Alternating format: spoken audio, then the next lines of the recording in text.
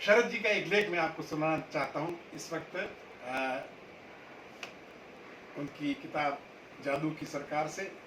शीर्षक है शादी का निमंत्रण पाकर। मनुष्य विवाहशील प्राणी है। जो पैदा होता है सो शादी बनाना मांगता है। अच्छे अच्छे जहाज इस दरिया में डूबे हैं। मेनकाओं की आंधी चली और कितने विश्वामित्रों के मठ नष्ट हुए। वे जो कीचड़ में कमल की अदा से ऊपर उठे हुए थे, आज सेटल डाउन होने की गर्त में नीचे तलहटी में उतर गए हैं। आज मुझे मेरे दोस्त की शादी का निमंत्रण मिला। उसकी बर्बादी की शहनाई बज उठी।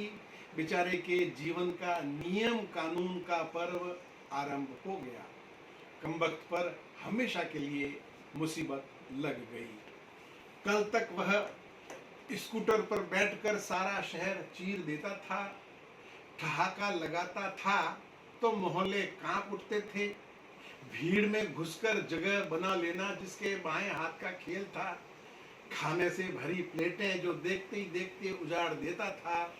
हर नई फैशन जिसके बदन से लिपटने को तरसती थी, वो सिकंदर था।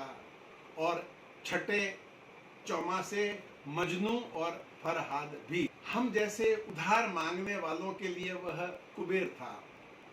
हर बिल वही चुकाता था। हर असंभव योजना को फाइनेंस करने को तैयार हो जाता था। वह सारी दुनिया में भटकने का इरादा रखता था। उससे बड़ी बड़ी उम्मीदें थीं। वह बड़ी संभावनाओं वाला शख्स था, मगर आज सारी संभावनाएं समाप्त हो गईं। वह खींची हुई तलवार म्यान में रिटायर हो गई। एक बल खाती झेलम सिकंदर पर विजय पा गई। आज वह शादी कर रहा है। अपने कुंवारेपन का मैनिफेस्टो रद्द कर यहाँ वहाँ गुलाबी निमंत्रण बांट रहा है। शर्म भी नहीं आती उसे ऐसा करते हुए।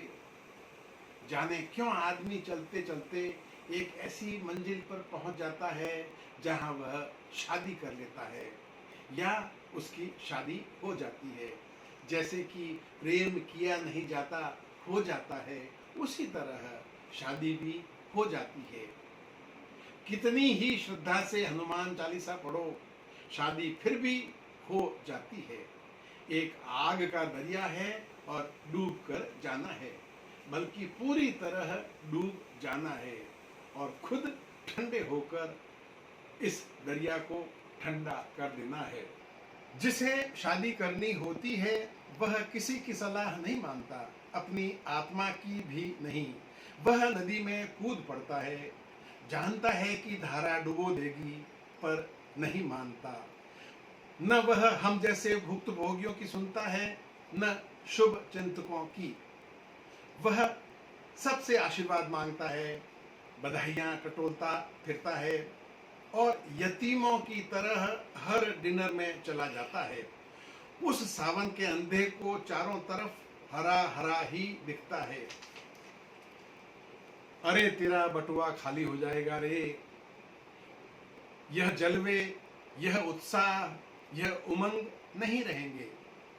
वह कुछ नहीं सोचता।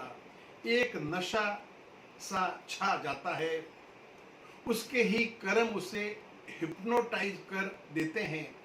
मोहिनी वशीकरण में बंध जाता है और कुछ बरस बाद जब उसका गुलाबी नशा टूटता है, आंखें खुलती हैं, वह देखता है कि 3 बच्चों का शुद्ध एकाकी बाप। शादी के समय जो अंगूठी उसने पहनी थी वह विकसित होकर शादी की हथकड़ी बन जाती है। अब वह किसी काबिल नहीं रहा। वह बाप है और बाप बने रहना ही उसकी नियति है। वह लगातार बाप होता चला जाएगा। बाप, फिर बाप, बार बार बाप, वही वही बाप। कुंवारेपन की जो आभा चेहरे पर थी छिन गई। उसका वर्तमान और भविष्य एक कैद खाने में बंद हो गया है।